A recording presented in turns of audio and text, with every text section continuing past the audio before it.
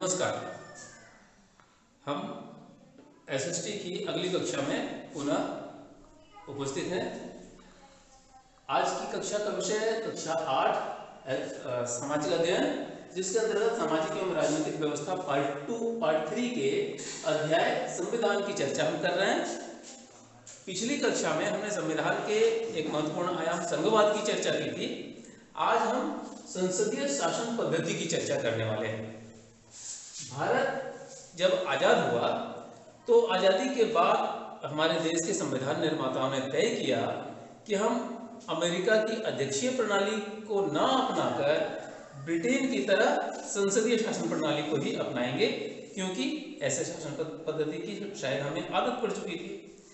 तो हमारे देश में जो संसदीय शासन पद्धति अपनाई गई है, अगर हम उसके मूल बातों की चर्चा करें तो हम क्या क्या पाते हैं।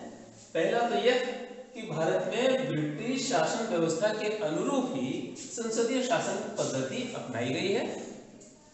यहाँ कार्यपालिका और विधायिका दोनों अलग है, मगर दोनों के बीच घनिष्ठ संबंध है और सामंजस्यपूर्ण संबंध है। कार्यपालिका विधायिका के प्रति उत्तरदायी है और कार्यपालिका के संवैधानिक प्रधान राष्ट्रपति होते हैं।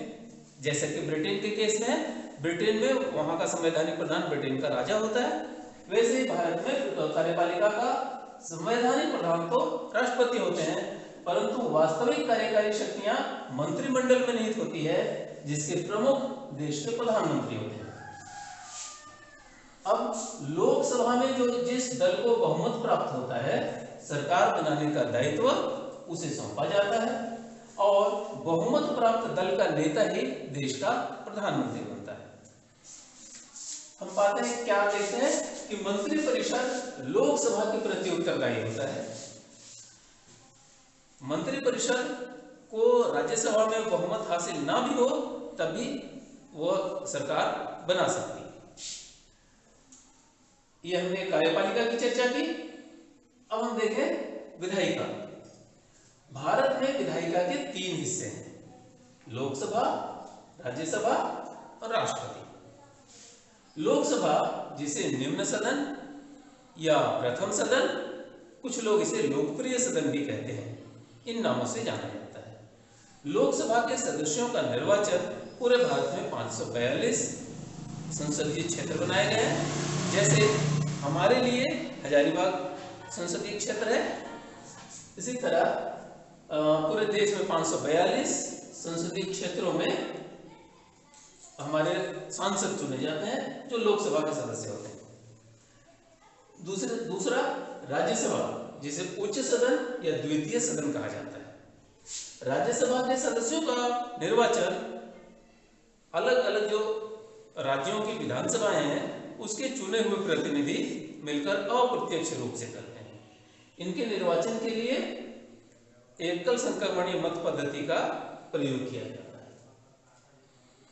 फिर हमारे विधायिका का के तीसरे और प्रमुख हिस्से हैं राष्ट्रपति। भारत में विधायन यानी कानून बनाने का अधिकार विधायिका को हासिल है। तो लोकसभा और राज्यसभा, ये 2 सदन हैं। भारत में कोई भी कानून बनने के पूर्व विधेयक के रूप में दोनों सदनों में से किसी भी सदन में प्रस्तुत किया जा सकता है। उस विधेयक पर पूरी चर्चा होती है, बहस किया जाता है और सदस्यगण चाहे तो उसमें अपना संशोधन प्रस्तुत करते हैं। उस पर पूरी गहन विचार विमर्श के बाद उस पर मतदान होता है। मतदान के बाद यदि वह विधेयक उस सदन से पास हुआ तो दूसरे सदन को भेजा जाता है।